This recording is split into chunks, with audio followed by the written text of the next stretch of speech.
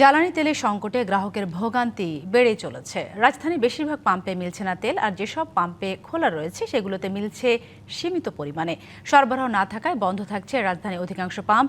এই কারণে চরম ভোগান্তিতে মোটরসাইকেল, প্রাইভেট কার সহ বিভিন্ন গাড়ির চালকরা। রাজধানীতে জ্বালানি তেল সংগ্রহ, পাম্পের পরিস্থিতি জানাতে রাজধানীর আসাদগেট এলাকা থেকে সরাসরি যুক্ত হচ্ছেন সহকর্মী অজিত সরকার।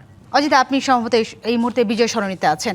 অজিত, আমরা যেটা খবরে বলছিলাম, জ্বালানি পণ্য নিয়ে একের পর এক জাহাজ বন্দরে ভিড় করলেও ভোগান্তির চিত্র কিন্তু একেবারে অপরিবর্তিত, বরং আমরা বলতে পারি আরও বেড়েছে।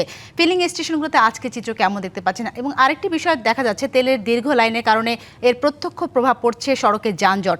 আপনি এখন যে স্টেশনে আছেন সেখানকার কি অবস্থা? জ্বালানি মন্ত্রণালয়ের পক্ষ থেকে বারবার বলা হচ্ছে দেশে আগামী 2 মাসের জ্বালানি তেলের মজুদ আছে, কিন্তু বাস্তব যে চিত্র আমরা দেখতে পাচ্ছি সকাল থেকে, কিন্তু রাজধানীর যে বেশ কয়েকটি ফিলিং স্টেশনে আমরা কিন্তু গিয়েছি, কিন্তু সেখানের চিত্র কিন্তু আমরা সম্পূর্ণ ভিন্ন দেখতে পাচ্ছি। দীর্ঘ সারি রয়েছে, মোটরসাইকেল, প্রাইভেট কার থেকে শুরু করে বিভিন্ন গাড়ির চালকদের কিন্তু আমরা দীর্ঘ সারি রয়েছে। তো আমি এই মুহূর্তে যে ফিলিং স্টেশনটিতে আছি, বিজয় সরণি ট্রাস্ট ফিলিং স্টেশন, এখানে এখনও কিন্তু মহাখালীর রেলগেটের একটু সামনে থেকে শুরু করে সেই ফিলিং স্টেশন পর্যন্ত কিন্তু দীর্ঘ সারি কিন্তু রয়েছে। Motorcycle, private car, truck, lorry, covered van সহ বিভিন্ন গাড়ির কিন্তু একটা দীর্ঘ লাইন রয়েছে। কিন্তু এখানে মাঝে মাঝে কিন্তু গ্রাহকরা আসলে হাতাহাতি পর্যায়ে চলে যাচ্ছে তেলের কারণে। তারা নানা অভিযোগ তুলছেন, বিভিন্ন কিছু বলছেন। তো এখানে আসলে তীব্র গরম পড়ছে, গরমে তারা কিন্তু দাঁড়িয়ে কিন্তু তারা উপেক্ষা করছেন তেলের জন্য। 200-র বেশি সার্ভিস ও ফিচারে লেনদেনের সব বিকাশ অ্যাপে সম্ভব। উপেক্ষা করছেন, সেই গতকাল থেকে অনেকে এখানে দাঁড়িয়ে অপেক্ষা করছেন।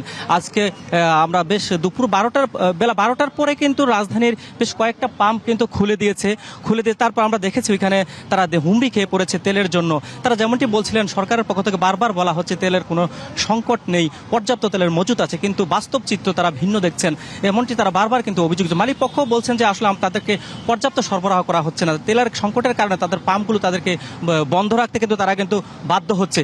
এই কারণে কিন্তু আসলে একটা ভোগান্তি, কিন্তু তেল পাম্পগুলোতে একটা ভোগান্তি কিন্তু লেগেই আছে। আসলে আমরা সকাল থেকে দেখতে পাচ্ছি অধিকাংশ পাম্পে কিন্তু বন্ধ, হাতে গোনা কয়েকটা পাম্পে আমরা কিন্তু খোলা পেয়েছি।